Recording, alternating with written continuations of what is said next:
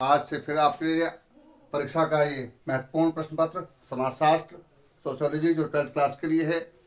और उन सभी विद्यार्थियों को जो 10th क्लास के लिए मैंने एक मैथ का भी वीडियो बनाया है उससे पहले, और इससे पहले मैंने एक वीडियो बना दिया है यहाँ पर कुछ प्रश्नों का जो 10th क्लास के लिए भी है। आज हम 12th क्लास के लिए लेकर के आए हैं। सभी विद्यार्थी इन महत्वपूर्ण प्रश्नों को पढ़ करके जाएं, आपके लिए लाभ होगा।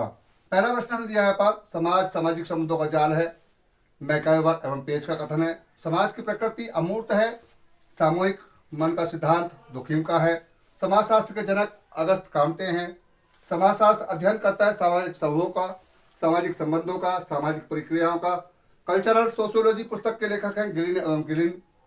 समाजशास्त्र एवं अर्थशास्त्र में श्रम एवं कल्याण का अध्ययन किया जाता है। ये महत्वपूर्ण प्रश्न है, एक लाइन में लिखा, लेकिन आप इसको बढ़ाकर दो नंबर में भी कर सकते हैं, लघु भी बना सकते हैं। समुदाय की विशेषता है सदस्यता, समिति की विशेषता है ऐच्छिक सदस्यता। माता के पास सत्ता होती है तो मातृसत्तात्मक सत्ता कहलाती है। परिवार जिस परिवार में पिता खर्च उठाते हैं, देखभाल करते हैं, उसको हम पितृसत्तात्मक परिवार कहते हैं। परिवार मातृसत्तात्मक और पितृसत्तात्मक दो प्रकार के होते हैं। परिवार अगर देखा जाए तो वैसे दो प्रकार के होते हैं, एक तो संयुक्त परिवार और एक दूसरा होता है एकाकी परिवार। संयुक्त परिवार में अपने दादा दादी, पापा मम्मी, माता पिता और उनके बच्चे साथ में रहते हैं, जिसमें सभी रहते हैं। और इसके साथ साथ एकाकी परिवार में सिर्फ माता पिता और उनके बच्चे रहते हैं। तो आप याद रखें, परिवार में संयुक्त परिवार और एकाकी परिवार दो प्रकार के होते हैं। आप ध्यान दीजिए। अब आगे हमने दिया यहाँ पर प्राथमिक समूह की अवधारणा किसने दी? C.H. कोले ने दी है। अंत्य समूह की अवधारणा दी है समनर ने दी है। परंपरागत हिंदू परिवार का जो स्वरूप था पहले, वो था संयुक्त परिवार का, आप याद रखें। इसके बाद आता है हमारा प्रश्न, सामाजिक विघटन का लक्षण, यानी समाज में विघटन क्यों होता है? वो हमारा यहाँ एक मत ना होना, जिसको कहते हैं मतैक्य का ह्रास। आगे दिया है हमारा श्वेत वसन अपराध की धारणा, यह सदल्य ने दी है। इसके साथ नया प्रश्न है, जाति एक प्रश्न आ सकता है, जाति एक बंद वर्ग है या खुला? तो आप याद रखें जाति एक बंद वर्ग है। और इसको जो उदाहरण जो दिया है वो कहा है मजूमदार एवं मदान का कथन है। ये पर्यावरण क्या है, इसके दो प्रकार आपको लिखने हैं, पर्यावरण के दो प्रकार आपको लिखने हैं, याद रखने।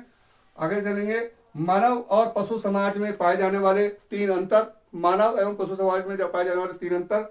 और लास्ट में हमने दिया है परिवार की परिभाषा लिखिए, सामाजिक व आर्थिक कार्य भी बताएं। अनेक प्रश्नों में मैं बात करूंगा, तो हमारा यहाँ प्रश्न आ सकता है आपके लिए बेरोजगारी के ऊपर। मनुष्य एक सामाजिक प्राणी है, ये आप याद रखें, जो मैंने बताया मनुष्य एक सामाजिक प्राणी है। और बेरोजगारी के ऊपर आपका प्रश्न आ सकता है। दहेज विरोधक अधिनियम जो पारित हुआ था वो होता 1961 में, आप याद करके जाएं।